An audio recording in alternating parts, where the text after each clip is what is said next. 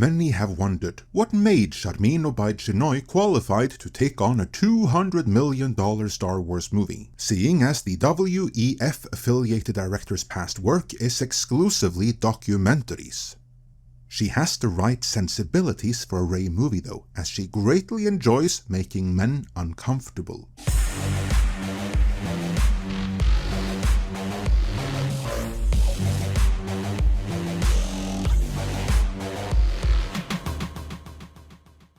Making movies and making documentaries are two very different beasts, and they require a very different set of skills.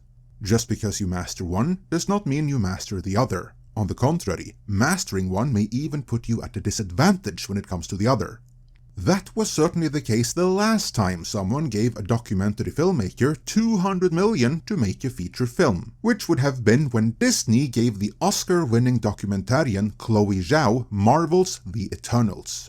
Now, to be fair, that movie was never going to work anyway, as Kevin Feige and the other producers always intended it to signal their virtue with almost everyone and everything race and gender bent. But even in light of that, Chloe Zhao dropped the ball in every way a director, even one that's just hired to point the camera and shoot, can drop the ball. And Sharmeen Obaid-Chinoy is about as qualified to take on Star Wars as Chloe Zhao was to take on Marvel, which is to say, not at all.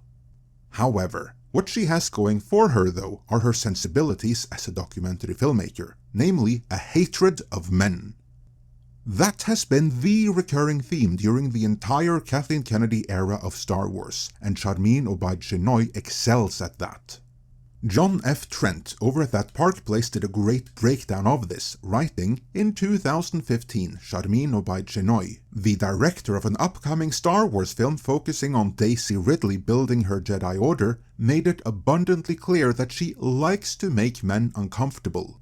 During an appearance at the Women in the World Summit alongside fellow insufferable activist and director Ava DuVernay, that's John's words right there, not mine, though he's not wrong, and actress Meryl Streep, Obaid-Chinoy was asked by activist host Jon Stewart, as an activist and an artist, do you make that calculation? Who is my target?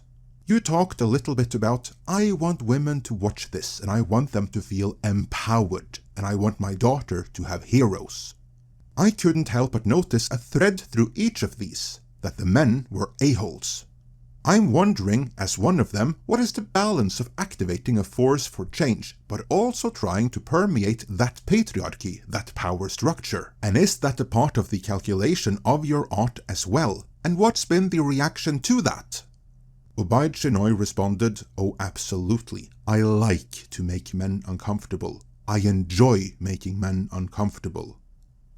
She then added, it's important to be able to look into the eyes of a man and say, I am here, and recognize that I am working to bring something that makes you uncomfortable because you need to change your attitude, and it's only when you're uncomfortable, when you're shifty, when you have to have difficult conversations that you will perhaps look at yourself in the mirror and not like the reflection, and then say, maybe there's something wrong with the way I think, or maybe there is something wrong with the way I'm addressing this issue. See, this is why the WEF latched onto this woman, to subvert, spread discord and misery. Because here's the thing, no matter what she says, that is not how you change someone's hearts, minds and attitudes. Quite the contrary. And unlike her, that is not me spurting opinion as fact. Today, universities are so corrupted by the DEI ideology that you can hardly trust anything coming out of modern academics, which sadly is all about decolonizing away fact and realities. This wasn't always the case though, certainly not as bad. And that brings me to Louis Eichen's 2002 work, Attitudes and Related Psychosocial Constructs, Theories, Assessment and Research. According to extensive research from that time, which was far better than similar research being conducted today, you can't change people's minds by pissing them off or by making them uncomfortable. No, the research very consistently demonstrated that if a subject knew someone were trying to change their attitude, and that someone was aggressive about it, the subject would raise their psychological defenses. And if the attempt at changing attitudes then failed, which it invariably did in that situation, the subject's initial attitude would solidify, becoming more extreme than it was before. Case in point, this is why the in-your-face corporate approach towards promoting LGBTQIAP+ acceptance arguably has backfired, since that support is declining.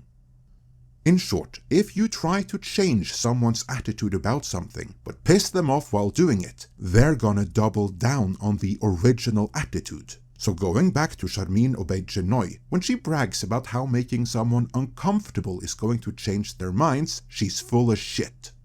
Her background is basically telling Pakistani men and liberal Hollywood how backwards and misogynistic Pakistani men allegedly are.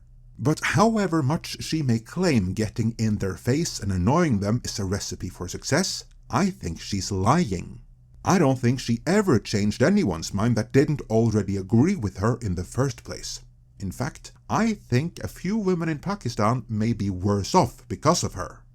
Case in point, I asked some acquaintances of mine of Pakistani origin, and these are what you'd call westernized Pakistanis living in Norway. And those who even knew who she was informed me that they couldn't stand her, and they still liked her more than anyone in Pakistan, where she no longer lives, mind you. In essence, her message and approach goes down well with the Hollywood elite, the WEF and adjacent chills, but no one else.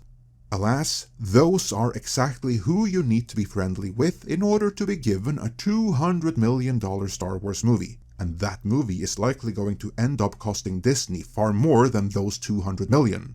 Let's take a moment to explore how. This director of no-budget documentaries clearly isn't ready for handling a $200 million feature film, so they're probably going to have to reshoot half of the finished movie, like they've done almost every other Lucasfilm and Marvel project in recent years. Then there's the marketing and release costs on top of that, plus they only get half of the box office. The rest goes to the exhibitors. All told, my gut feeling is that the Rey movie is going to be another Indiana Jones level 300 million loss level disaster all over again. Honestly, Bob Iger should set his foot down and stop this madness from happening in the first place, but I fear he's not going to do that. You see, he is every bit as guilty for Rey as Kathleen Kennedy. In fact, he may even be more guilty.